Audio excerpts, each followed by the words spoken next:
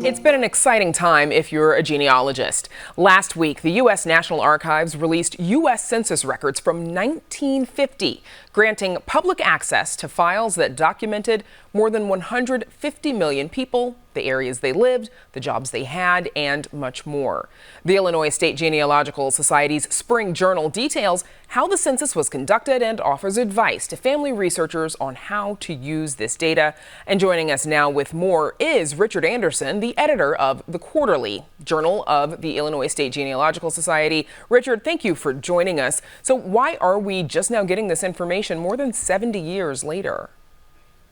Because it's federal law. The personal information has to be sealed for 72 years. I think that law goes back to 1920. And so every 10 years, 2 years after the most recent census is conducted, we get the release of an archival census, like in this case, the 1950 census. So we did this 10 years ago, obviously, but why is it so important? What is so special about the 1950 census?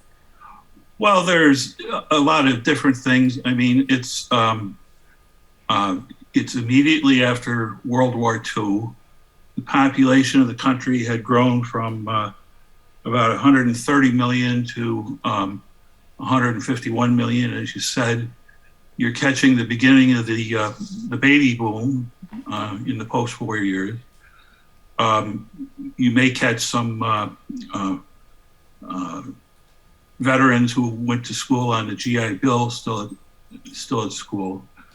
In technical terms, this is the first census that used a computer, the UNIVAC computer, to help in compiling the data. And it was the last census that was fully enumerated by actual people knocking on doors. What type of information does the 1950s census tell us? So it will tell you the name of the head of household and any people living with that person and their relation to that person, ages.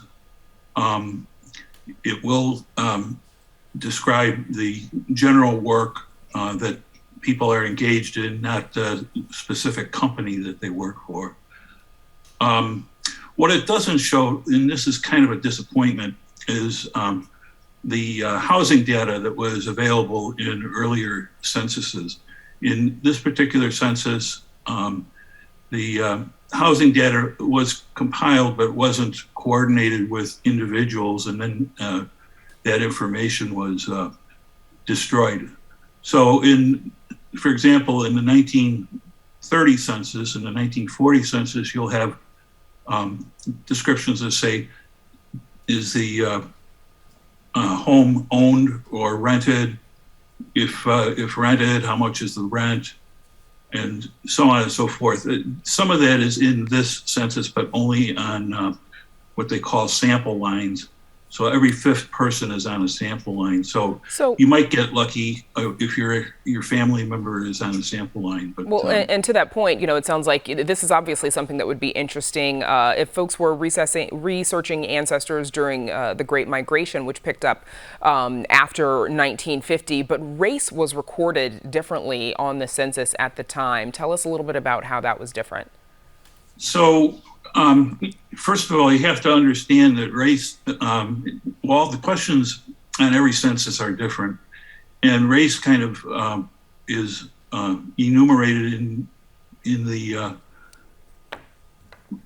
way people thought about things at the time. So, for example, people on the 1950 census are not Black, they're Negro.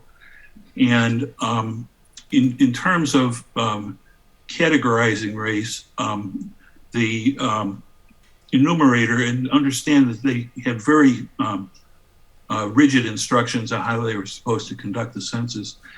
The enumerator, if they asked the adult being interviewed about what race they were to assume that everybody else in the household was the same race, which, of course, if there are mixed race people, you won't find them in that instance.